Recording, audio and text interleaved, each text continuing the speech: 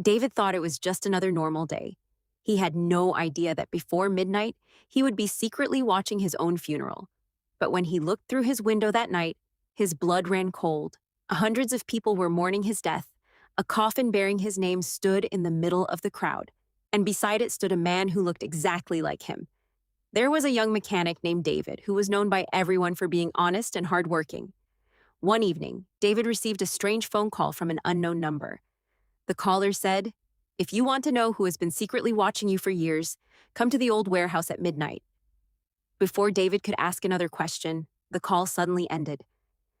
At exactly midnight, curiosity led him to the abandoned warehouse. Inside, he found only a small black box with his name written on it. His hands trembled as he slowly opened the box. Inside was a newspaper dated 3 days in the future. David's heart nearly stopped when he saw the headline. The headline read, "Local mechanic David dies in tragic accident."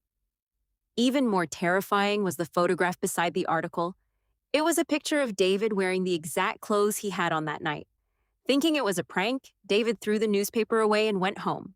But the next morning, strange things started happening. People he had never met greeted him by name and acted as if they already knew him. A little girl pointed at him and whispered, "That's him." David asked, "Him who?" The girl replied, "The man from the dreams." The next day, David noticed a black car parked outside his house. Whenever he left, the car followed him. Terrified, he decided to leave town. But before leaving, he remembered the newspaper's prediction. The accident was supposed to happen that evening. Determined to avoid his fate, David locked himself inside his house. Hours passed, and nothing happened. As midnight approached, David smiled and thought he had escaped the prediction. Then he heard loud voices outside. Looking through the window, he froze in shock. Hundreds of people were gathered in black clothing. At the center was a large banner that read, "Farewell, David." And standing beside the coffin was a man who looked exactly like him. But the biggest question remains. Did David truly escape the future that was waiting for him?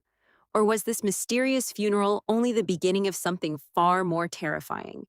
The answer may change everything he thought he knew about fate, time, and his own life. To be continued,